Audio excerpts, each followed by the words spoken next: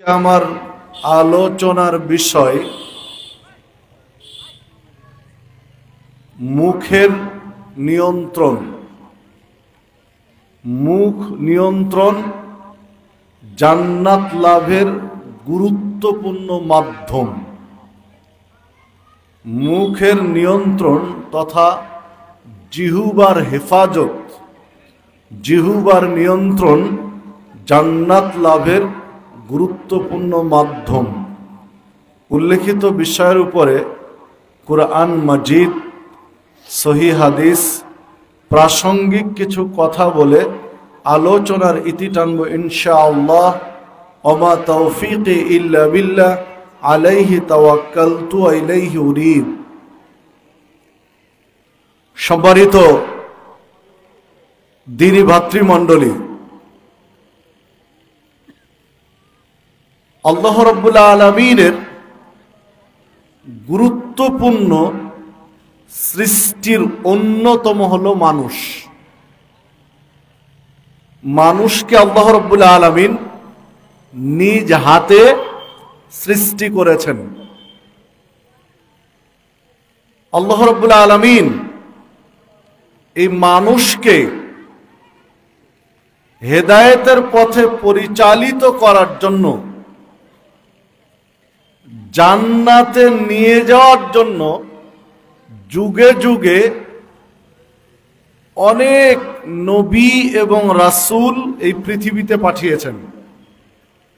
কতজন নবী এবং রাসূল পৃথিবীতে পাঠিয়েছেন তা নিশ্চিতভাবে বলা কঠিন। কোরআন মাজিদ, এই কোরআন মাজিদে 25 জন নবীর আলোচনা এসেছে। নাম এসেছে কতজন নবীর? 25 জন। নবী এবং রাসূলের সংখ্যা কতজন তা নিশ্চিত করে বলা কঠিন। 1,24,000 বা 2,24,000 বা আরো কিছু কম বেশি, বিভিন্ন ধরনের রেওয়ায়াত আছে, বর্ণনা আছে। তবে বর্ণনাগুলি বিভিন্নভাবে আলোচনা পর্যালোচনা রয়েছে, একেবারে সমালোচনা মুক্ত নয়। সম্মানিত উপস্থিতি, এই যে মানুষকে আল্লাহ রাব্বুল আলামিন মুক্তি দেওয়ার জন্য, নাজাত দেওয়ার জন্য এত নবী রাসূলের আয়োজন করেছেন। তো এত নবী রাসূল এসেছেন পৃথিবীতে মানুষকে সঠিক রাস্তায় পরিচালনার জন্য।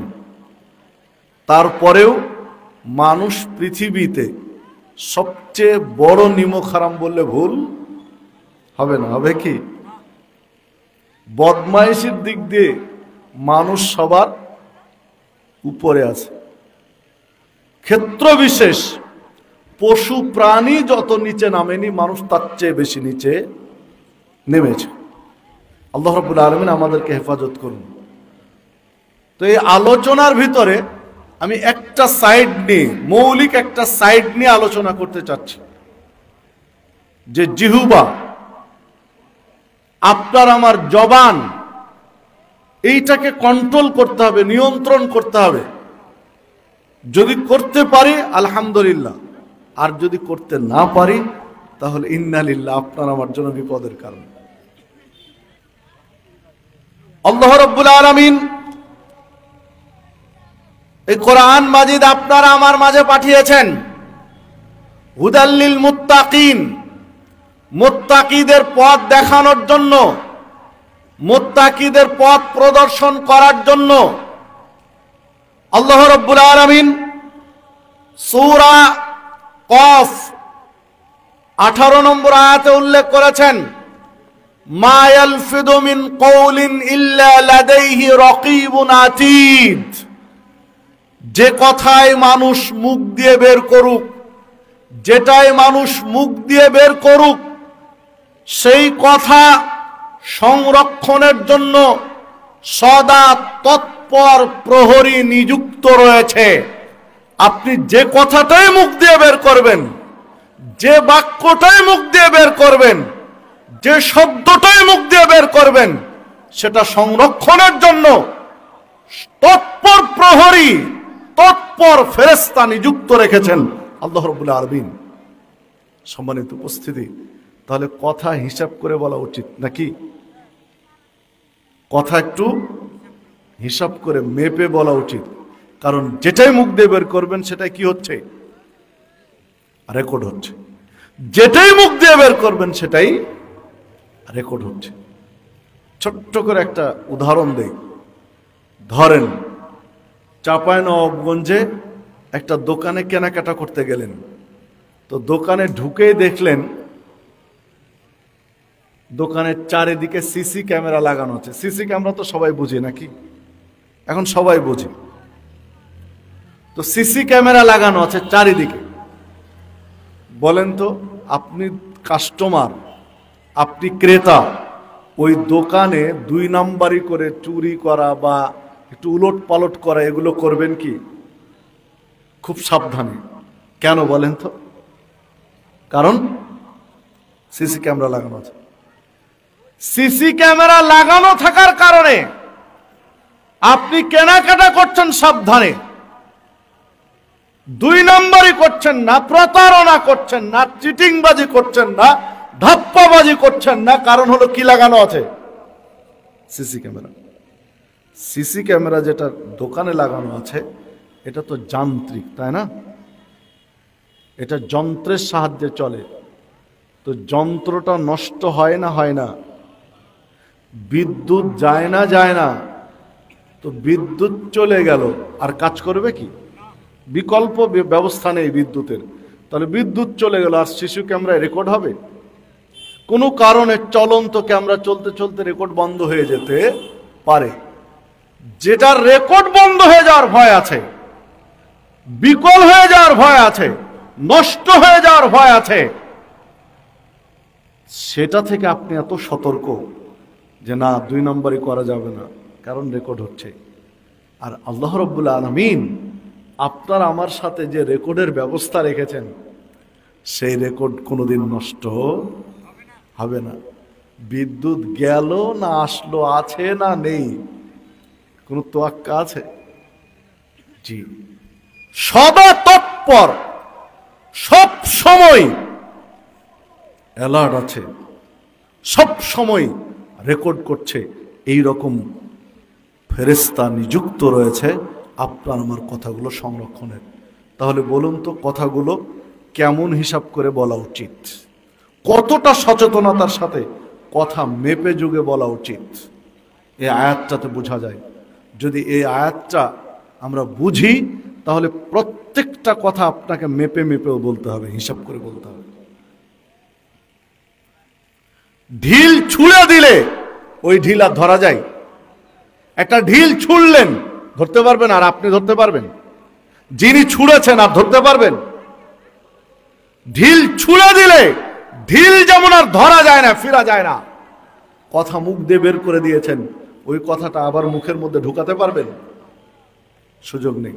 যে কথা মুখ দিয়ে বের করে দিয়েছেন ওটা পুনরায় আবার ভিতরে ঢুকাতে পারবেন না। বিধায় ঢিল ছুঁড়ার আগে আপনাকে চিন্তা করতে হবে, ঢিলটা কেন ছুটছি, কোথায় ছুটছি, এটা রিয়াকশন কি হতে পারে, ফলাফল কি হতে পারে, ভেবে চিন্তে আপনাকে ঢিল ছুটতে হবে।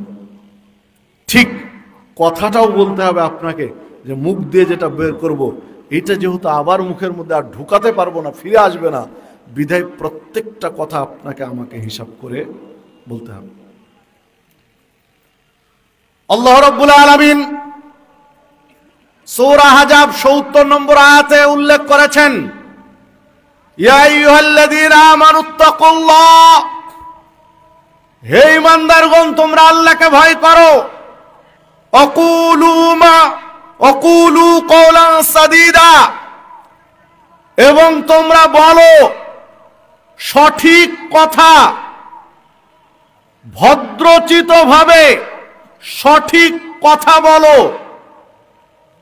আল্লাহকে যারা ভয় করো তারা সঠিক কথা বলো। এই নির্দেশ কার? আল্লাহ রাব্বুল আলামিনের। তাহলে কথা বলতে হবে নম্র স্বরে, সঠিক কথা বলতে হবে। দেখুন রাসূলুল্লাহ সাল্লাল্লাহু আলাইহি ওয়াসাল্লাম বলেছেন,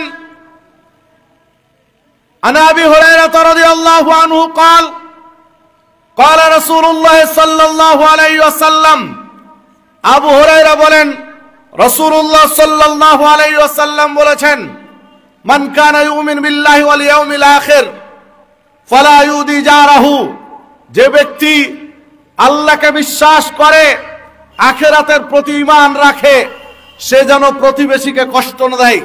ওমান কানা ইউমিন বিল্লাহি ওয়াল ইয়াউমিল আখির ফালইউকরিম দাইফাহু, যে ব্যক্তি আল্লাহর প্রতি ঈমান রাখে, পরকালকে বিশ্বাস করে, সে যেন মেহমানের আপ্যায়ন ঠিকমতো করে। ওমান কানা ইউমিন বিল্লাহি ওয়াল ইয়াউমিল আখির, যে ব্যক্তি আল্লাহকে বিশ্বাস করে, পরকালকে বিশ্বাস করে, ফালিয়াকুল খায়রান আও লিয়াসমুত, সে কথা বললে যেন ভালো কথা বলে, না হলে চুপ থাকে। যে হাদিস সহিহ বুখারী, কথা বললে ভালো কথা বলতে হবে, কল্যাণকর কথা বলতে হবে, উপকারী কথা বলতে হবে। এমন জায়গায় রয়েছেন কল্যাণকর কথা বলার সুযোগ নেই, উপকারী কথা বলার সুযোগ নেই, ভালো কথা বলার সুযোগ নেই। হতে পারে আপনার ভালো কথা জানা নেই, হতে পারে পরিবেশ আপনার অনুকূলে নয়। যদি পরিস্থিতি এই রকম হয় তাহলে আপনাকে চুপ থাকতে হবে। তারপরও আজে বাজে কথা বলতে পারবো না। পারবো কি? আজে বাজে কথা বলতে পারবো? কথা বলতে হবে হিসাব করে। ভালো কথা বলার পরিবেশ থাকলে, সুযোগ থাকলে, জানা থাকলে ভালো কথা বলতে হবে। পরিবেশ নেই, সুযোগ নেই, জানা নেই, চুপ থাকতে হবে। এর নাম হচ্ছে ইসলাম। সম্মানিত উপস্থিতি, আপনি চায়ের স্টলগুলো যান, চায়ের স্টলগুলো মনে হবে যে এক একটা ফতোয়া বোর্ড। ফতোয়া বোর্ড বুঝেন তো নাকি? যেখানে 5 জন 7 জন 8 জন 10 জন মুফতি থাকেন, সকল মুফতিরা যে কোনো একটা সমস্যা, সারি মাসলাগুলো, সারি কোনো সমস্যা, এই মাসালাটার সমাধান কি হবে, অনেকগুলো মুফতি, অনেকগুলো ফতোয়া দেওয়ার উপযোগী মুফতি বসে একটা সিদ্ধান্ত, একটা ফতোয়া বের করেন। এটা হলো ফতোয়া বোর্ড। আর আমাদের দেশের চায়ের স্টলগুলো, এই দোকানগুলো যেখানে টিভি আছে, টিভি ছাড়া তো একসাথে 10-15 জন জমা হয় না, হয় কি? যে দোকানে টিভির ব্যবস্থা আছে 10-15 জন এক জায়গায় জমা হলো মানে কি মনে হবে এক একটা ফতোয়া বোর্ড। ইমাম সাহেব খুতবাতে কি কি কথা বলেছেন, কোনটা কোনটা কার মিল নেই, কি কি সমস্যা, ওটা না বললেও পারতেন। এই আলোচনা পর্যালোচনার হোয়াইট হাউস হলো, সংসদ ভবন হলো কি চায়ের স্টল। বললাম কি? অধিকাংশ তাই। আর যদি 3-4 জন মা বোন এক জায়গায় জমা হয়ে যান তাহলে তো আর হিসাব নেই। একটু আপনাকে আমাকে হিসাব রাখতে হবে। দেখুন, গীবত কারো করলেন মানে বিপদে পড়ে গেলেন। কারো গীবত করলেন মানে আপনি বিপদে পড়ে গেলেন। গীবত হয় মুখ দিয়ে, জবান দিয়ে। জিহ্বার হেফাজত করতে হবে, কন্ট্রোল করতে হবে, নিয়ন্ত্রণ করতে হবে। রাসূলুল্লাহ সাল্লাল্লাহু আলাইহি সাল্লামকে সাহাবীরা জিজ্ঞাসা করলেন, মাল গীবা, গীবত কি? গীবত কাকে বলে? রাসূলুল্লাহ সাল্লাল্লাহু আলাইহি ওয়াসাল্লাম বললেন, যিকরুকা আখাকা বিমা ইয়াকরাহু, তোমার ভাইয়ের এমন কিছু দিক নিয়ে আলোচনা করা, এমন কিছু বিষয় নিয়ে কথা বলা যেটা শুনলে ও কষ্ট পাবে। একজন মুসলিমের এমন কিছু বিষয় নিয়ে কথা বলা যে কথাটা শুনলে উনি কি পাবেন? কষ্ট পাবেন। একে বলা হয় গীবত। হাদিস সহিহ মুসলিমের, হাদিস সহিহ, এতে সন্দেহের কোনো অবকাশ নেই। একজন মুসলিম সম্পর্কে এমন সমালোচনা করা যাবে না যেই কথা তাকে কষ্ট দিবে, যেই কথা শুনলে উনি কষ্ট পাবেন, এই রকম সমালোচনা করার সুযোগ নেই। হ্যাঁ, আল্লাহ রাসূল সাল্লাল্লাহু আলাইহি ওয়াসাল্লামকে সাহাবীরা জিজ্ঞাসা করলেন, উপস্থিত সাহাবীরা বললেন যে আল্লাহ রাসূল সাল্লাল্লাহু আলাইহি ওয়াসাল্লাম, আমি যে কথা বলছি, আমি যে আলোচনা করছি, ভাইয়ের আমার আরেক মুসলিম ভাইয়ের যে আলোচনা বা বদনামটা হচ্ছে, এই সমস্যা যদি ওর মধ্যে থাকে, এই অপরাধ যদি ওই মুসলিমের মধ্যে থাকে, তাহলেও কি গীবত হবে? আল্লাহ রাসূল সাল্লাল্লাহু আলাইহি ওয়াসাল্লাম বলেন, হ্যাঁ, যদি অপরাধ তার মধ্যে থাকে আর তুমি এটা বলে বেড়াও মানুষের মাঝে, তাহলে এটা হবে গীবত। আর যদি অপরাধ তার মধ্যে না থাকে আর বলে বেড়াও, তাহলে এটা হবে অপবাদ, তহমত। যে হাদিস আবু দাউদের মধ্যে বর্ণিত হয়েছে এবং গ্রহণীয় সনদে। সম্মানিত উপস্থিতি, যে কথা বলছিলাম যে দেখুন, একজন মুসলিম সম্পর্কে এমন কথা বলা যাবে না যেটাতে সে কষ্ট পাবে। যদি বলতে হয় তাকে বলতে হবে শুধরানোর জন্য, সংশোধনের জন্য। ওই ব্যক্তিকেই বলতে হবে। ওই ব্যক্তিকে না বলে রাস্তাঘাটে, বাজারে, দোকানপাটে, চায়ের স্টলে আপনি আর 20 জনকে বলে পরিবেশ নষ্ট করবেন, এইটা ইসলাম বলে না। এইটা যদি করি তাহলে জিহ্বা নিয়ন্ত্রণ নেই, কন্ট্রোলে নেই। জিহ্বা যদি কন্ট্রোলে না থাকে তাহলে লাভ এবং ক্ষতি কি পর্যায়ক্রমে বলার চেষ্টা করব ইনশাআল্লাহ। দেখুন, আয়েশা সিদ্দিকা রাদিয়াল্লাহু আনহা রাসূলুল্লাহ সাল্লাল্লাহু আলাইহি ওয়াসাল্লামের একজন স্ত্রী। সাফিয়া রাদিয়াল্লাহু আনহা রাসূলুল্লাহ সাল্লাল্লাহু আলাইহি ওয়াসাল্লামের আরেকজন স্ত্রী। প্রসঙ্গক্রমে কোনো একটা কারণে সাফিয়া রাদিয়াল্লাহু আনহা সম্পর্কে কিছু বলছিলেন রাসূলুল্লাহ সাল্লাল্লাহু আলাইহি ওয়াসাল্লাম আয়েশা সিদ্দিকা রাদিয়াল্লাহু আনহার কাছে। আয়েশা সিদ্দিকা রাদিয়াল্লাহু আনহা তখন আল্লাহ রাসূল সাল্লাল্লাহু আলাইহি ওয়াসাল্লামকে বলছেন, হাসবুকা মিন সাফিয়াতা কাযা ওয়া কাযা তানি কাসীরা। সাফিয়া সম্পর্কে তো এটাই যথেষ্ট, তিনি এই রকম বলে বুঝাতে চাইলেন তিনি হলেন খাটো সাইজের, বেঁটে সাইজের। সাফিয়া রাদিয়াল্লাহু আনহার কিছু গুণ বা প্রশংসা সূচক কিছু কথা মনে হচ্ছে বলেছিলেন রাসূলুল্লাহ সাল্লাল্লাহু আলাইহি ওয়াসাল্লাম, যেটা আয়েশা রাদিয়াল্লাহু আনহা মেনে নিতে পারেননি, বা যে কোনো কারণে তিনি সাফিয়া রাদিয়াল্লাহু আনহা সম্পর্কে বললেন যে তার কথা বলছেন উনি তো এই রকম, মানে তিনি শর্ট সাইজ, খাটো সাইজ, বেঁটে সাইজ, তো তার এগুলো আবার কি, এই রকম কিছু বুঝাতে চাইলেন। সম্মানিত উপস্থিতি, আলোচনা পর্যালোচনায় যেটা বোঝা যায় যে আল্লাহ রাসূল সাল্লাল্লাহু আলাইহি ওয়াসাল্লামের স্ত্রীদের মধ্যে সাফিয়া রাদিয়াল্লাহু আনহা একটু খাটো ছিলেন। ঘটনা সত্য, তিনি একটু শর্ট সাইজের ছিলেন, খাটো সাইজের ছিলেন, ঘটনা সত্য। কিন্তু আয়েশা রাদিয়াল্লাহু আনহা তাকে খাটো বলে কি করতে চেয়েছেন, একটু হেউ করতে চেয়েছেন, একটু ছোট করতে চেয়েছেন। এইটা আল্লাহ রাসূল সাল্লাল্লাহু আলাইহি ওয়াসাল্লাম মেনে নিতে পারলেন না। আল্লাহ রাসূল সাল্লাল্লাহু আলাইহি ওয়াসাল্লাম বললেন, লাকাদ কুলতে কালিমাতান, তুমি যে কথা বলেছো, লাউ মুজাজাত বিহাল বাহার লামাজাজাতহু, তোমার এই কথা যদি সাগরের পানিতে নিক্ষেপ করা হয়, সাগরের পানির রং বদল হয়ে যাবে। তুমি এত বড় অপরাধ করেছো, তাকে খাটো বলে, তাকে বেঁটে বলে, তাকে শর্ট সাইজ বলে তুমি এত বড় অপরাধ করেছো যে তোমার এই কথাটা যদি সাগরের পানিতে ফেলে দেওয়া হয়, সাগরের পানির রং চেঞ্জ হয়ে যাবে। খুব বেশি বদনাম করেছিলেন কি? খুব বেশি দুর্নাম করেছিলেন কি? কি বলেছিলেন বলেন তো? কি বলেছিলেন? এই রকম মানে একটু ছোট সাইজ, এটা বুঝাতে চেয়েছিলেন। আর উনি বাস্তবে একটু ছোট ছিলেন, তাহলে মিথ্যা কথা তো বলেননি। সম্মানিত উপস্থিতি, যে কথা বলেছিলেন কথাটা ঠিক বলেছিলেন, কিন্তু কথাটা বলেছিলেন তাকে একটু ছোট করার জন্য, তার একটু বদনাম করার জন্য। আল্লাহ রাসূল সাল্লাল্লাহু আলাইহি ওয়াসাল্লাম বললেন, ছোট্ট কথাটা সমুদ্রের পানির রং চেঞ্জ হয়ে যাবে। সম্মানিত উপস্থিতি, বলেন তো আপনি আমি যে বিভিন্ন জায়গায় 2 জন 3 জন 5 জনের সামনে চায়ের স্টলে 5 জন একসাথে বসে কত মানুষের বদনাম করছি, কত মানুষের ডাইরেক্ট গীবত করছি, তাহলে আপনার আমার অবস্থা কি হবে? আপনার আমার অবস্থা কি হবে? আজকে গীবতকে আপনি আমি কিছুই মনে করি না,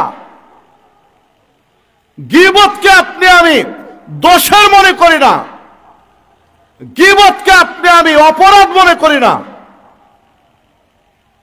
গীবত করাটাই আপনার আমার পেশা এবং নেশায় রূপান্তরিত হয়েছে।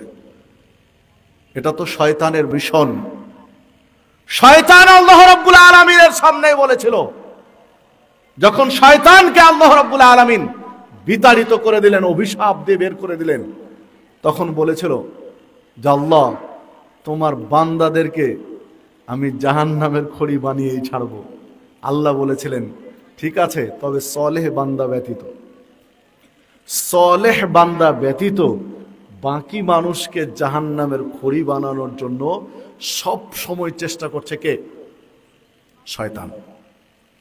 গীবত করার জন্য আপনাকে আমাকে উৎসাহ দিচ্ছে, গীবত করার জন্য আপনাকে আমাকে প্রেরণা যোগাচ্ছে, গীবত করার জন্য আপনাকে আমাকে নতুন নতুন তথ্য সংগ্রহ করে দিচ্ছে, যেন আপনাকে আমাকে গীবত করিয়ে তার দলে ভিড়াতে পারে, তার দল ভারী করতে পারে। শয়তান যেন আপনাকে আমাকে জাহান্নামের খড়ি বানাতে পারে, যেটা আল্লাহ রাব্বুল আলামিনের সামনে বলে এসেছে, সেই চেষ্টাটাই করছে গীবত করিয়ে। অনেক অপরাধ করে, তার মধ্যে একটা কি? গীবত করে। হুযায়ফা রাদিয়াল্লাহু আনহু বলেন, قال رسول الله صلى الله عليه وسلم, রাসূলুল্লাহ সাল্লাল্লাহু আলাইহি ওয়াসাল্লাম বলেছেন, লা ইয়াদখুলুল জান্নাহ ক্বাত্তাতুন, জান্নাতে প্রবেশ করবে না পরনিন্দাকারী, গীবতকারী জান্নাতে প্রবেশ করবে না। ফি রিওয়ায়াতে মুসলিম, এই হাদিস সহিহ বুখারী এবং মুসলিমের আরেক বর্ণনা রয়েছে, নাম্মাম, চুগলখোর জান্নাতে যাবে না। চুগলখোর যে চুগলিপনা করে সে জান্নাতে যাবে না। গীবত তো বুঝলাম, চুগলখোর কাকে বলে, নাম্মাম কাকে বলে? আন আবি হুরায়রা রাদিয়াল্লাহু আনহু قال قال رسول الله صلى الله عليه وسلم, আবু হুরায়রা রাদিয়াল্লাহু আনহু বলেন, রাসূলুল্লাহ সাল্লাল্লাহু আলাইহি ওয়াসাল্লাম বলেছেন, তাজিদুনা শাররান নাস জালওয়াজহাইন, মানুষের মধ্যে সবচেয়ে খারাপ মানুষ হলো দ্বিমুখী স্বভাবের মানুষ, 2 মুখ বিশিষ্ট মানুষ। আল্লাযী ইয়াতি হাউলাই বিওয়াজহিন ওয়া ইয়াতি হাউলাই বিওয়াজহিন, এক মুখ নিয়ে একজনের সাথে এক কথা বলে, আর একজনের সাথে আরেক কথা বলে। এই দ্বিমুখী স্বভাবের মানুষ সমাজে আছে না নেই? এই হাদিস সহিহ বুখারীর 3464 নম্বর হাদিস সহিহ বুখারীর। সম্মানিত উপস্থিতি, দ্বিমুখী স্বভাবের মানুষগুলো তো সবচেয়ে খারাপ। ওই মানুষগুলো আপনার আমার সমাজে আছে। বউ এবং শাশুড়ির মধ্যে সম্পর্ক খুবই ভালো, বউ এবং শাশুড়ির মধ্যে সম্পর্ক মা এবং মেয়ের মতো, পাশের প্রতিবেশীর সহ্য হয় না। আরে বউ আর শাশুড়ি এত ভালো সম্পর্ক থাকবে, এটা কি করে হয়? আর মেনে নিতে পারে না। এবার বউকে যখন আলাদা পেয়েছে, বৌমাকে আলাদা পেয়েছে, তখন বলছে জানো তোমার শাশুড়ি এগুলো এগুলো এগুলো এগুলো বলছিল। এবার শাশুড়িকে যখন আলাদা পেয়েছে তখন বলছে যে জানেন আপনার বৌমা আপনার সম্পর্কে এগুলো এগুলো বলেছে। এই লোকটা হলো কি? চুগলখোর। এই মহিলা হলো চুগলখোর। একজনের কথা আর একজনকে লাগায়, ওর কথায় কে এর কথায় পরিবেশ নষ্ট করে। এই চুগলখোরদের জন্য সামাজিক শান্তি শৃঙ্খলা নষ্ট হয়। এক শ্রেণীর মানুষই আছে যারা মানুষের ভালো দেখতে পারে না। 2 জন 3 জন মানুষ খুব ভালো বন্ধুত্ব, এর মাথা শুধু কিলবিল কিলবিল করে যে কি করে এদের বন্ধুত্বগুলো নষ্ট করা যায়। একটা ইউনিটি, 10 জন 15 জন 20 জন মিলে একটা কাজ করছে, চমৎকার একটা ইউনিটি করে। কিছু মানুষের মাথায় পোকার মতো কিলবিল করে যে এরা এত ইউনিটির কাজ করছে, এত সুন্দরভাবে কাজ করছে, এত সুন্দর সফলতা, এটা কি করে হয়, কি করে এদের মধ্যে ফাটল ধরা যায়।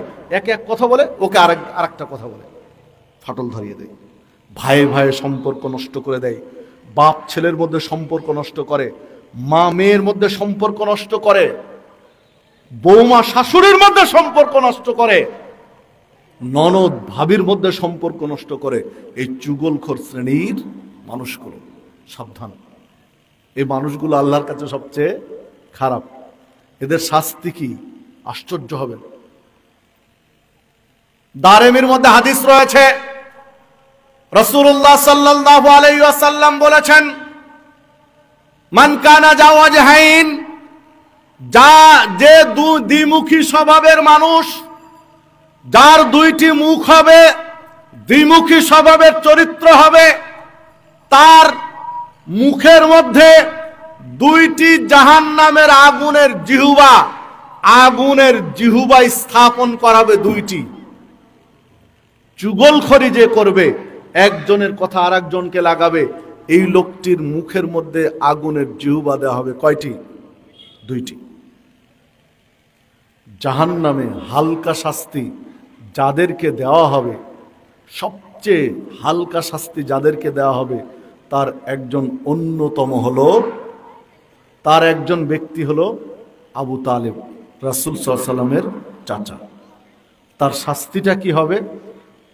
এক জোড়া জুতা পরানো হবে, আগুনের ফিতা, জুতা পরানো হবে, জুতার ফিতা আগুনের। আল্লাহ রাসূল সাল্লাল্লাহু আলাইহি ওয়াসাল্লাম বলছেন, ওই জুতা পরানোর সাথে সাথে তার মাথার মগজ, ডেকচিতে পানি যেমন ফুটন্ত পাতিলে পানি ফুটতে থাকে, ঠিক ওইভাবে তার মাথার মগজ টকবক টকবক করে ফুটতে থাকবে। আর ওই লোকটি মনে করবে যে পৃথিবীর মানুষের মধ্যে সবচেয়ে কঠিন শাস্তি দেওয়া হচ্ছে আমাকে, অথচ এটা কি হালকা শাস্তি। জুতা কিংবা জুতার ফিতা আগুনের, জুতা কিংবা জুতার ফিতা আগুনের হওয়ার কারণে মাথার মগজ ফুটন্ত পাতিলের মতো কি হবে? ফুটবে। বলেন তো, জুতার ফিতা থেকে মাথার মগজ কতটুকু উপরে আছে? প্রায় 3.5 হাত। কতটুকু উপরে আছে? প্রায় 3.5 হাত। তো মাথার মগজ জুতার ফিতা থেকে 3.5 হাত উপরে আছে, তারপরেও যদি মাথার মগজ টকবক করে ফুটে, মগজের 1-2 ইঞ্চি নিচেই যদি আগুনের দুইটা জিহ্বা দেওয়া হয়, তাহলে এই লোকটার অবস্থা কি হবে? 3.5 হাত নিচে জুতার ফিতা বা জুতা আগুনের হলে যদি মাথার মগজ টকবক করে ফুটে, তো মাথার মগজ থেকে 1-2 ইঞ্চি নিচে দুইটা আগুনের জিহ্বা যদি দিয়ে দেওয়া হয়, তাহলে এই লোকটার অবস্থা কি হবে? আমি মনে হয় বুঝাতে পারলাম না আপনাদের। বুঝতে পেরেছেন কি? বুঝতে পেরেছেন কি? বুঝতে পেরেছেন কি? সম্মানিত উপস্থিতি, এটা কিসের জন্য শাস্তি দেওয়া হয় বলেন তো? চুগলখড়ি করার জন্য, চুগলিপনা করার কারণে। এরা সমাজে আছে না নেই? আছে। এরা সমাজে আছে। এক পাড়ার সাথে আর এক পাড়া, একজনের সাথে আর একজন, এক দলের সাথে আর এক দলের, এক নেতার সাথে আর এক নেতার পরস্পর কন্দল লাগিয়ে রাখে। এরা এর কাছেও ভালো সাজে, ওর কাছেও ভালো সাজে। এই অপরাধটা হয় কি দিয়ে? চুগলখড়ি অপরাধটা কি দিয়ে হয়? জিহ্বা দিয়ে। গীবতটা হয় কি দিয়ে? গীবত কি দিয়ে হয়? জিহ্বা দিয়ে। আন আবি হুরায়রা রাদিয়াল্লাহু আনহু قال, আবু হুরায়রা রাদিয়াল্লাহু আনহু বলেন, সুয়েলা আন আকসারে মা ইউদখিলুন নাসাল জান্নাহ, জিজ্ঞাসা করা হলো রাসূলুল্লাহ সাল্লাল্লাহু আলাইহি ওয়াসাল্লামকে, জান্নাতে যারা যাবে তাদের জান্নাতে যাওয়ার কারণ কি? অধিকাংশ জান্নাতীদের জান্নাতে যাওয়ার কারণ কি, অবলম্বন কি? ফাকাল, রাসূলুল্লাহ সাল্লাল্লাহু আলাইহি ওয়াসাল্লাম বললেন, তাকওয়াল্লাহ ওয়া হুসনুল খুলক। যত মানুষ জান্নাতে যাবে, এদের জান্নাতে যাওয়ার মৌলিক কারণ হলো কয়টি? 2টি। তাকওয়াল্লাহ, একটি হচ্ছে আল্লাহ ভীতি, তাকওয়া। একটি হলো কি? তাকওয়া, আল্লাহ ভীতি। হুসনুল খুলক, সদাচরণ, উত্তম আচরণ। জান্নাতি ব্যক্তিদের মধ্যে দুইটা গুণ থাকবে, একটা হলো সদাচরণ আর একটা হলো তাকওয়া। তাকওয়ার উদাহরণ দেওয়া লাগবে কি? তাকওয়ার কি উদাহরণ দেওয়া লাগবে? জি, দেখেন, আপনাদের জানা ঘটনা বলি, আপনাদের একেবারে জানা শোনা ঘটনা বলি যে তাকওয়া কাকে বলে। রাসূলুল্লাহ সাল্লাল্লাহু আলাইহি ওয়াসাল্লাম বলেছেন, 7 শ্রেণীর মানুষকে আরশের ছায়াতলে জায়গা দেওয়া হবে। জানা ঘটনা না? 7 শ্রেণীর এক শ্রেণী হলো ওই যুবক, রাজুলুন দাতু ইমরাতুন জাতু হাসাবিন ওয়া জামালিন, ধনাঢ্য পরিবারের, সম্ভ্রান্ত পরিবারের অপরূপা সুন্দরী মহিলা। যে নারীর মধ্যে দুইটা গুণ রয়েছে, একটা হলো অপরূপা সুন্দরী আর একটা হলো ধনাঢ্য শ্রেণীর।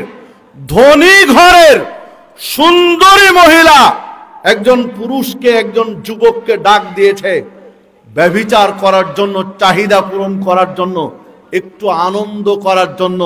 তখন এই যুবক বলছে, ইন্নী আখাফুল্লাহ। আরে কিসের সৌন্দর্য, কিসের তোমার টাকা পয়সা? তোয়াক্কা করি না টাকা পয়সা, চাই না তোমার সৌন্দর্য, আমি আমার রবকে ভয় করি। এটা হচ্ছে তাকওয়া। এটা কি? তাকওয়া। সহিহ বুখারীর 660 নম্বর হাদিস। এটা তাকওয়ার কারণে হয়। এখনকার যুবকরা তো মেয়েদের পিছনে ছুটে বেড়াচ্ছে না? মেয়েদের পিছনে গুরগুর করছে, গুরগুর করে না? চাঁপাইনবাবগঞ্জে আপনাদের এলাকায় কোনো গার্লস স্কুল আছে? আশপাশে কোনো গার্লস স্কুল আছে? নাই। চাঁপাইনবাবগঞ্জে গার্লস স্কুল আছে তো? আছে না? মহিলা কলেজ আছে? আছে।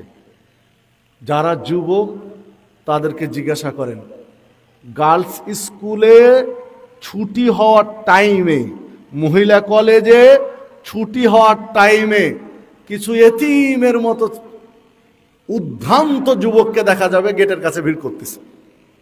এতিম, এদের কেউ নাই, দুনিয়াতে কেউ নাই এদের। ভিড় করে কোথায়? মহিলা কলেজের গেটে। ভিড় করে কোথায়? গার্লস কলেজের, গার্লস স্কুলের গেটে। করে না? করে না? কারা করে? বুড়ারা, যুবকরা। যে যুবকরা ছুটি হয়েছে, কলেজ ছুটি হয়েছে, গার্লস স্কুল, মেয়েরা বের হবে, তাদেরকে একটু ডিস্টার্ব করবে, এই জন্য ঘন্টার পর ঘন্টা এতিমের মতো অপেক্ষা করে দাঁড়িয়ে থাকে স্কুলের, কলেজের গেটে। আর তাকওয়াশীল যুবককে, ওকে অপেক্ষা নয়, সুন্দরী পাগলা ছাগলা কোনো মহিলা নয়, দেখতে সুন্দরী, জাতু হাসাবিন ওয়া জামালিন, ধনাঢ্য সম্ভ্রান্ত পরিবারের দেখতে সুন্দরী মেয়ে ডেকেছে যে আসো আমরা একটু রিল্যাক্স করি।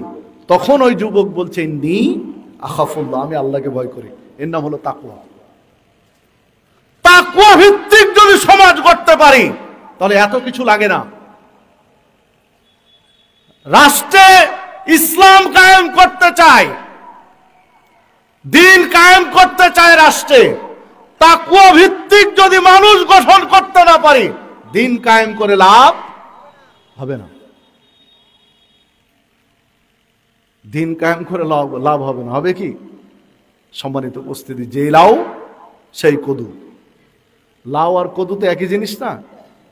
তাই হবে তাকওয়া ভিত্তিক সমাজ গঠন করতে না পারলে। তাকওয়া ভিত্তিক সাহাবীদেরকে গঠন করেছিলেন। সাহাবীদের চরিত্র তাকওয়ার মানদণ্ডে তৈরি করার কারণে, গঠন করার কারণে, প্রস্তুত করার কারণে জাহেলি যুগের, অন্ধকার যুগের বর্বর যুগের, অসভ্য যুগের, অশিক্ষিত যুগের মানুষগুলো স্বর্ণের টুকরায় পরিণত হয়েছিল। জাহেলি যুগ সোনালী যুগের রূপ নিয়েছিল মাত্র 23 বছরের ব্যবধানে। কারণ কি? মানুষগুলোকে তাকওয়ার মানদণ্ডে সাজিয়েছিলেন। তাকওয়া যদি থাকে তাহলে টাকা অর্থ লুটপাট করবে? বলেন তো দেখি।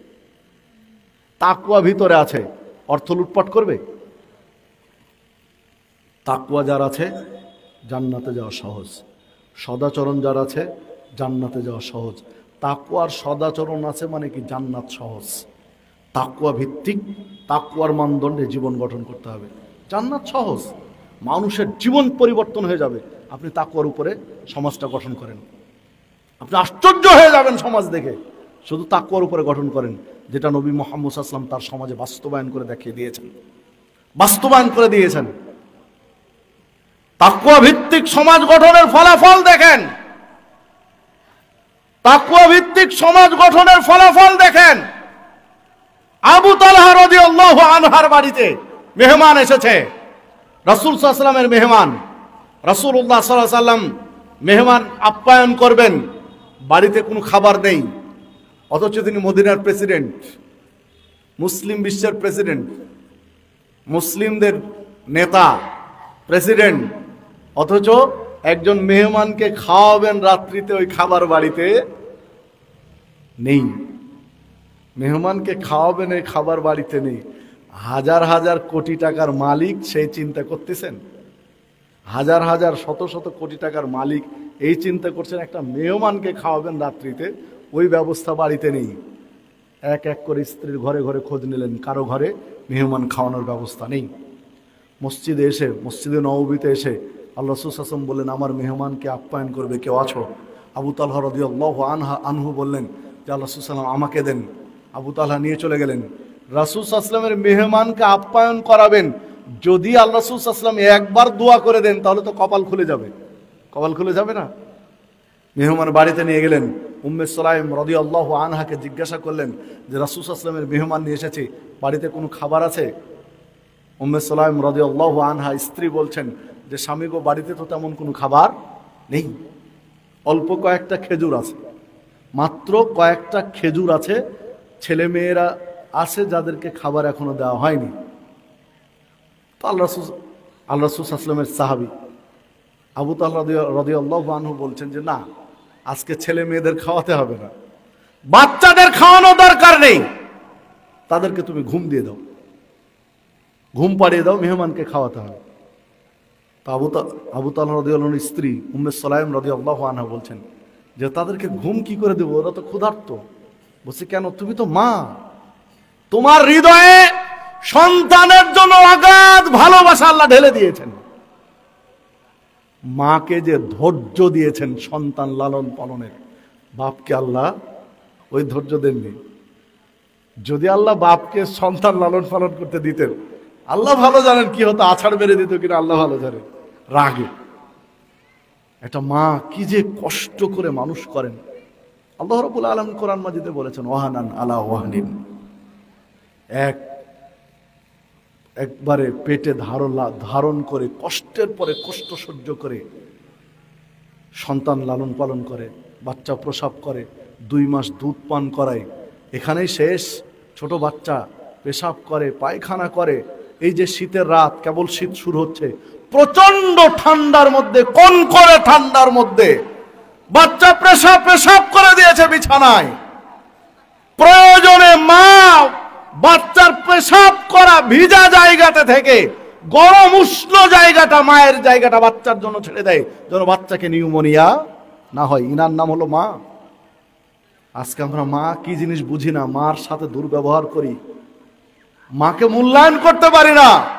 আদরের একটা বউ পেয়েছি, আদরের একটা স্ত্রী পেয়েছি, স্ত্রীকে মূল্যায়ন করতে গিয়ে, স্ত্রীকে ভালোবাসতে গিয়ে নিজের মাকে দূরে ঠেলে দিয়েছি।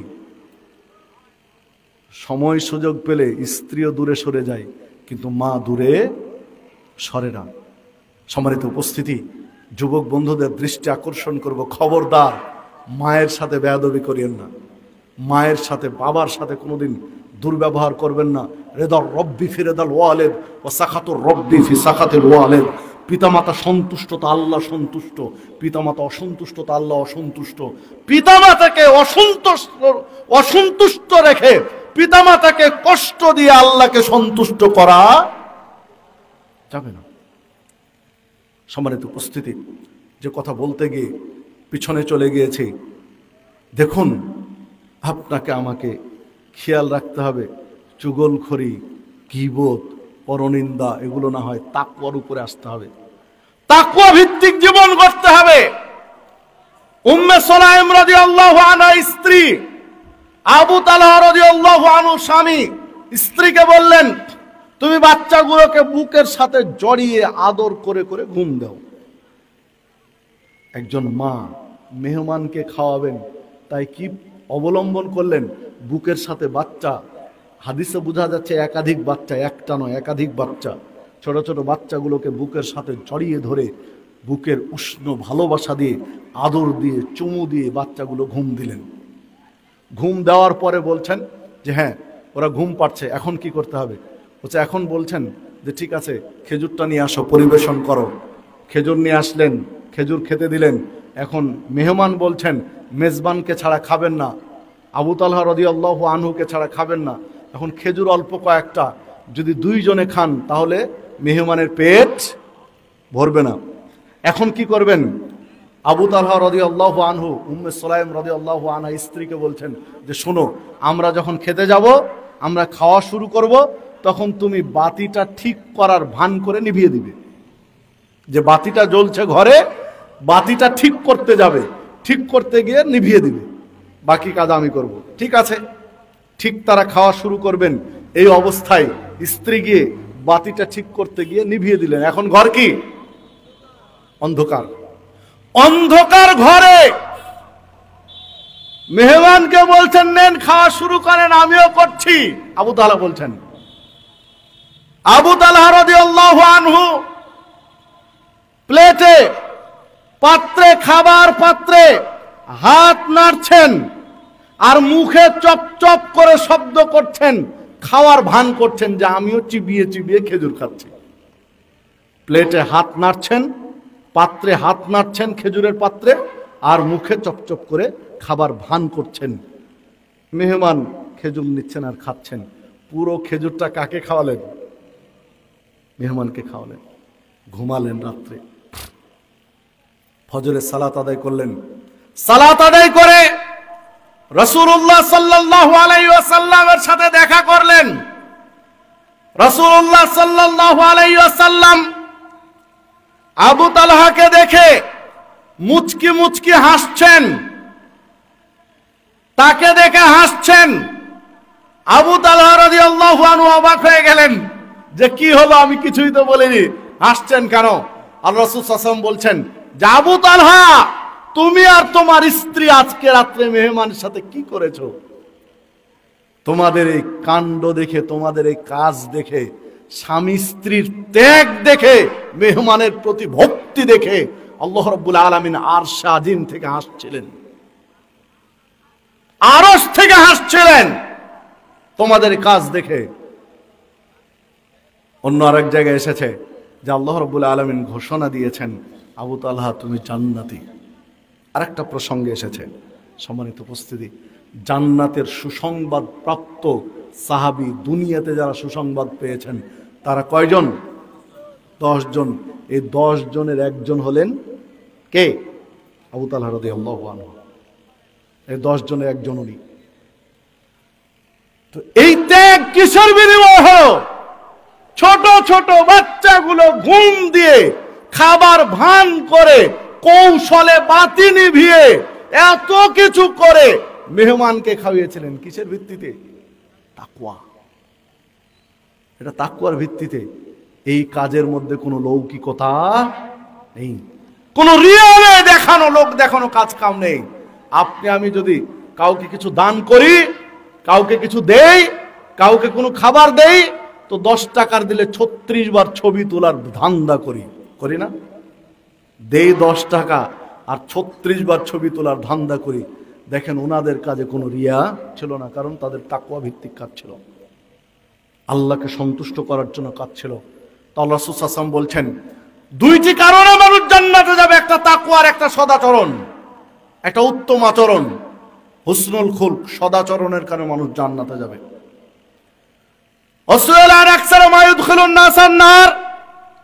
তাহলে বলুন, যারা জাহান্নামে যাবে এদের জাহান্নামে যাওয়ার কারণ কি? যেটা বলার জন্য আমি হাদিসটা পেশ করেছি।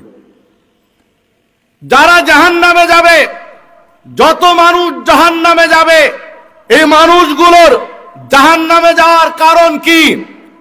আল্লাহ রাসূল সাল্লাল্লাহু আলাইহি ওয়াসাল্লাম বললেন এখানেও কারণ দুইটি।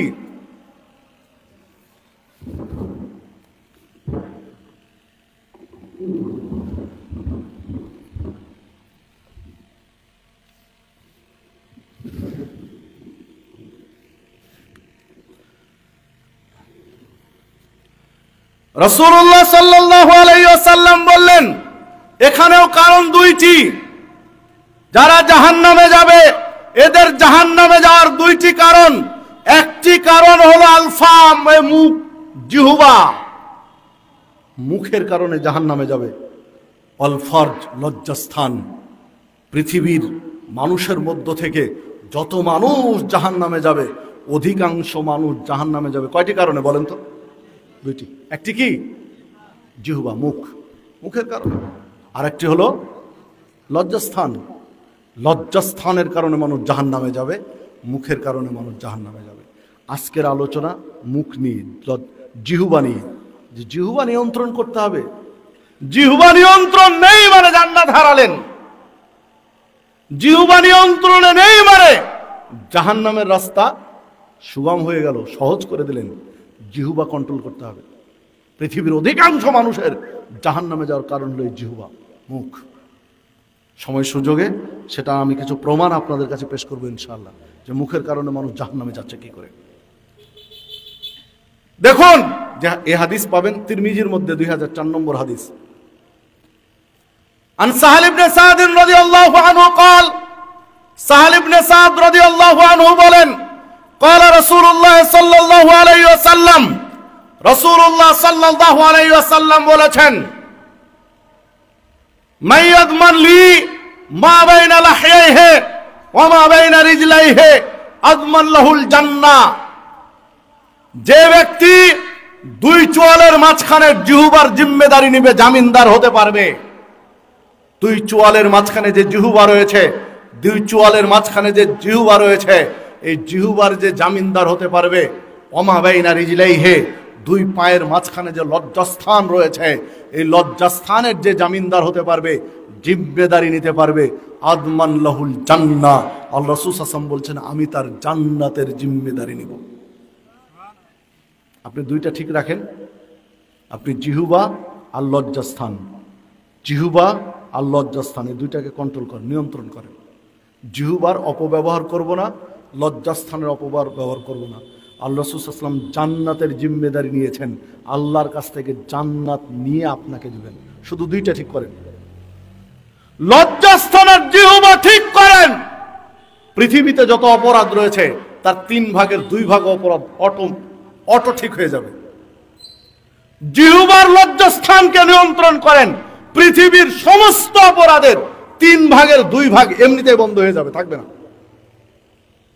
কারণ পৃথিবীর অপরাধ জগতের 2/3, 3 ভাগের 2 ভাগ অপরাধ হয় লজ্জাস্থানের কারণে আর জিহ্বার কারণে। বলেন তো, ওই যে একটু আগে উদাহরণ দিচ্ছিলাম, যুব সমাজ কোথায় গিয়ে আড্ডা দেয়?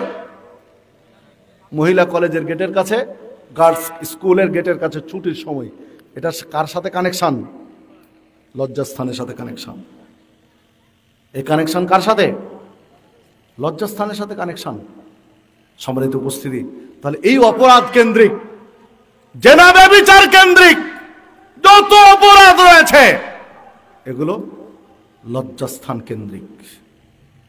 সম্মানিত উপস্থিতি, পৃথিবীতে যে অপরাধগুলো যুগ যুগ ধরে ঘটে, পৃথিবীতে মানুষকে বিভ্রান্ত করা হয়েছে যে সব সমস্যা দিয়ে, কয়েকটা সমস্যা, একটা হলো নারী, আর একটা হলো অর্থ, আর একটা হলো ক্ষমতা। এগুলো হাদিসে স্পষ্ট আলোচনা রয়েছে, যেগুলোতে কিভাবে মানুষকে ফাঁদে ফেলা হয়েছে, টোপ হিসাবে ব্যবহার করা হয়েছে। এগুলোকেই সম্মানিত উপস্থিতি, যে কথা বলছিলাম, যে দেখুন নারীকে ব্যবহার করা হয়েছে পুরুষকে ঘায়েল করার জন্য। যুগ যুগ ধরে ফিলিস্তিনের ইতিহাস খুঁজে দেখেন, জেরুজালেমের ইতিহাস খুঁজে দেখেন, ইয়াসির আরাফাত শান্তিতে নোবেল জয়ী, যখন স্বাধীনতার দ্বার প্রান্তে চলে গেল, মনে হচ্ছে ফিলিস্তিন স্বাধীন হয়ে যাবে, ফিলিস্তিন হয়তোবা স্বাধীন হয়ে যাবে, এই পর্যায়ে যখন রূপ নিল, তখন কি করলো? ইহুদিরা একেবারে যুবতী সুন্দরী একটা মেয়ে স্ত্রী হিসেবে ঢুকিয়ে দিল ইয়াসির আরাফাতের ঘরে। ইয়াসির আরাফাতকে একদম বিয়ে দিয়ে ঢুকে দিল। এই সুন্দরী যুবতী ইহুদি মহিলা ইয়াসির আরাফাতের মগজটা এমন ভাবে ধোলাই করলো যে আজও ফিলিস্তিন স্বাধীনতা পায়নি, মরে গেছে। ইয়াসির আরাফাত দুনিয়া ছেড়ে চলে গেছে, ফিলিস্তিন আজও স্বাধীন হয়নি। বছরের পর বছর, যুগের পর যুগ আগুন জ্বলছে ফিলিস্তিনে। এখন নারী দিয়ে ঘায়েল করে দিল, নারী দিয়ে শেষ করে দিল, ঘায়েল করে দিল। ক্ষমতা দেখবেন পৃথিবীর ইতিহাসে, আপনি যদি ইতিহাস খোঁজেন, জ্ঞান বিজ্ঞানের উন্নতি সাধনের ক্ষেত্রে সবচেয়ে বেশি ভূমিকা যারা রেখেছে তারা হচ্ছে মুসলিমরা। এই ইতিহাস আমরা জানি না, এই ইতিহাস জাতি জানে না, জাতিকে জানতেও দেওয়া হয়নি। মূর সভ্যতার ইতিহাস, যুব সমাজ নেটে সার্চ দাও, মূর সভ্যতার ইতিহাস দেখো। মূর সভ্যতা, এই অমুসলিমরা এতই নোংরা, এতই খারাপ, এদের চিন্তা চেতনা এত অমানসিক চিন্তা চেতনা, যারা নামটা চেঞ্জ করে দিয়েছে। যদি মুসলিম সভ্যতা দিত তাহলে তো মানুষ, মুসলিমদের উন্নতি হতো। মুসলিম সভ্যতা দেয়নি, নাম দিয়েছে কি? মূর সভ্যতা। এটা হচ্ছে তথ্যের বিকৃতি, যাকে বলে তথ্য সন্ত্রাস। তথ্যের বিকৃতি যাকে বলা হয় তথ্য সন্ত্রাস। তথ্য নিয়ে সন্ত্রাসী করেছে, মূর সভ্যতা দিয়েছে। মূর সভ্যতার ইতিহাস খুঁজো। সেই যুগে যখন, এখন বিশ্ববিদ্যালয়ের চিন্তা করা হচ্ছে, আর মূর সভ্যতা যেটা, এই সেই যুগে তারা বিশ্ববিদ্যালয় তৈরি করেছিল। সেই যুগে, এখন থেকে প্রায় 800-900 বছর আগের কথা বলছি। এই যে ইয়াগুলো হচ্ছে না এখন, কি কোলেস্টর নাকি কাঁচামাল সংরক্ষণের জন্য, কি এগুলো কোলেস্টর তো নাকি কোলেস্টরেজ, এটা তো কোলেস্টর এখন হচ্ছে। এগুলো কয় বছরের? এখানে সবচেয়ে মুরব্বী, বেশি বয়স্ক কে আছেন? একটু হাত তুলবেন। সবচেয়ে মুরব্বী যেটা মনে করেন আপনি নিজেকে, কেউ আছেন? জি, কেউ আছেন কি? দেখতে পাচ্ছেন না কেউ হাত তুললে? জাগগে, যারা একেবারে মুরব্বী রয়েছেন, আপনার ছোট অবস্থায় কি কোলেস্টর দেখেছিলেন? ছিল কোলেস্টর? আপনাদের ছোট অবস্থায় ছিল কি? দেখেন, ছোট অবস্থায় কোলেস্টর দেখেছেন কেন মনে নেই? ছিল না। এখন তো ভুরি ভুরি না? তাহলে এই কোলেস্টরগুলো তো কদিন আগের থেকে হয়েছে, 100 বছরের ইতিহাসও নয়। আর আমি 800 বছর আগের কথা বলছি, 800-900 বছর আগের কথা বলছি। ওই মূর সভ্যতা, যাদেরকে মূর সভ্যতা বলা হচ্ছে, সেই যুগে তারা কোলেস্টর করেছিল। এই মূর সভ্যতার যেদিন পতন ঘটলো, পতন ঘটার 12 বছর পরে একটা পাহাড়ের ভিতরে কোলেস্টর আবিষ্কার হয়েছিল।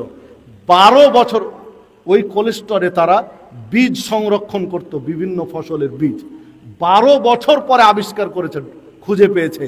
তো ওর ভিতরে 12 বছর পরেও দেখে যে বীজগুলো সব ঠিক আছে, নষ্ট হয়নি। আপনার আমার কোলেস্টরে কয় বছর থাকে? 1 বছর, 2 বছর, 3 বছর খুঁজে পাবেন না আপনি, নষ্ট হয়ে যাবে। 12 বছর ধরে তাদের জিনিস ঠিক আছে। মানে তাহলে তারা কি প্রযুক্তি ব্যবহার করেছিল? আশ্চর্য হবেন তাদের প্রযুক্তি নিয়ে।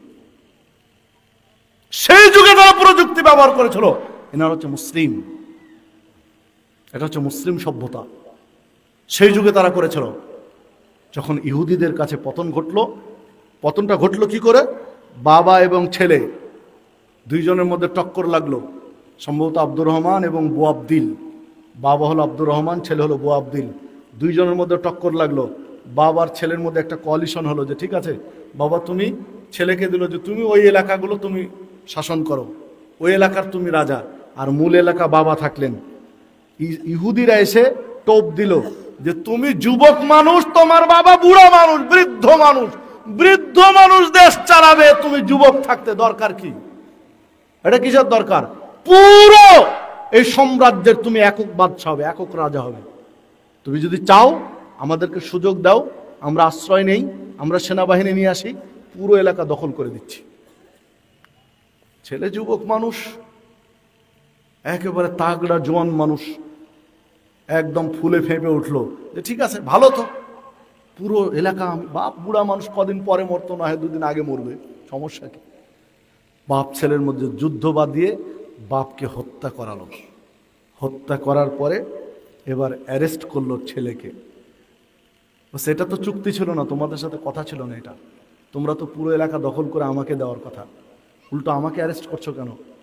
তো সেই দিন ইহুদিরা নেতারা বলেছিল, আরে পাগল তুমি, বাপের সাথে যে ছেলে গাদ্দারি করতে পারে, বাপের সাথে যে ছেলে গাদ্দারি করে বাপকে হত্যা করতে পারে, আমরা তো ইহুদি মুসলিমও না, তো আমরা তোমার হাতে ক্ষমতা দিয়ে আমরা অনিরাপদ হব? জি না, কারণ বাপকে তুমি ছাড়োনি, আমাদেরকে ছাড়বে ক্ষমতা পেলে? হেরে গেল। এরপরেই পতন ঘটে আপনার স্পেন সভ্যতা। স্পেন সভ্যতা, যেটার আর এক নাম হলো মুর সভ্যতা। স্পেন সভ্যতার ইতিহাস যুব সমাজ পড়ো, দেখো তুমি সব খুঁজে পাবে এগুলো। আমেরিকায় যে সময়, ব্রিটেনে যে সময় পেশাব পায়খানা করে পানি নিতে হয় জানতো না, সেই যুগের কথা বলছি। পেশাব পায়খানা নিয়ে করে পানি ব্যবহার করতে হবে, যেটা আমেরিকা ব্রিটেন জানতো না। সে সময় স্পেনের মোড়ে মোড়ে গণ শৌচাগার ছিল। স্পেনের মোড়ে মোড়ে সে সময় মানুষের জন্য গোসলের ব্যবস্থা ছিল। এটা মুসলিম সভ্যতার কথা বলছি। আর যখন এভাবে হেরে গেল, পতন ঘটল, সেই সময় হাজার হাজার বই, পুস্তক, পাণ্ডুলিপি এগুলো কপি করে, যেগুলো বিজ্ঞান ভিত্তিক গবেষণা ছিল, এগুলো কপি করে পাণ্ডুলিপিগুলো তারা নিয়ে নিল, আর এগুলো সব ইউফ্রেটিস এবং টাইগ্রিস নদীতে ফেলে দিল। ঐতিহাসিকরা বলছেন, মনে হচ্ছে এত পরিমাণ মুসলিমদের পাণ্ডুলিপি, বই, পুস্তক ফেলা হয়েছিল ইউফ্রেটিস এবং টাইগ্রিস নদীতে, যে মনে হচ্ছিল কিছুক্ষণের জন্য মনে হয় স্রোত বন্ধ হয়ে গেছিল নদীর, এত পরিমাণ বই ফেলা হয়েছিল। মুসলিমরা তারপর থেকে আস্তে আস্তে আস্তে আস্তে শূন্য হয়েছে, সব গেছে কোথায়? ইহুদি খ্রিস্টানদের কাছে। তো এটা কিসের কারণে গেছে বলেন তো? ক্ষমতা। কিসের কারণে? ক্ষমতা।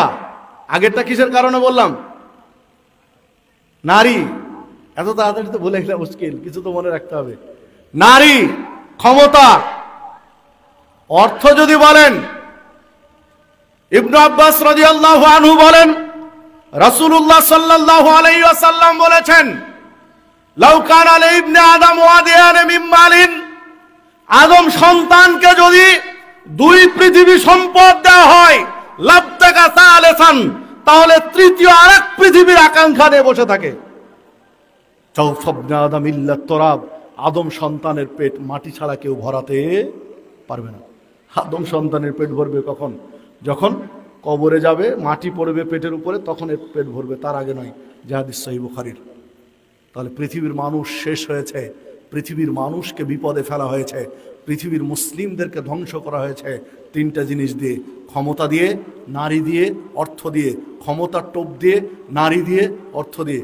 বাংলাদেশের ইতিহাসে তো ঘুরে তাই নয় কি? এটা কি নতুন করে ব্যাখ্যা করার দরকার আছে? বাংলাদেশের ইতিহাস খুঁজেন, যারা পালাইছে কিসের কারণে পালাইছে। আমি কারো পক্ষে বিপক্ষে বলছি না, পালাইছে তার কিসের কারণে পালাইছে দেখেন।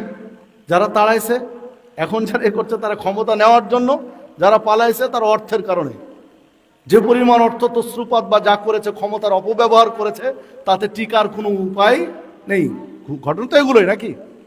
এগুলো উদাহরণ তো আমার চেয়ে আপনারা ভালো বুঝেন দেশের প্রেক্ষাপট নিয়ে। সম্মানিত উপস্থিতি, যে কথা বলছিলাম, রাসূলুল্লাহ সাল্লাল্লাহু আলাইহি ওয়াসাল্লাম বললেন, জিহ্বার কারণে, লজ্জাস্থানের কারণে অধিকাংশ মানুষ জাহান্নামে যাবে।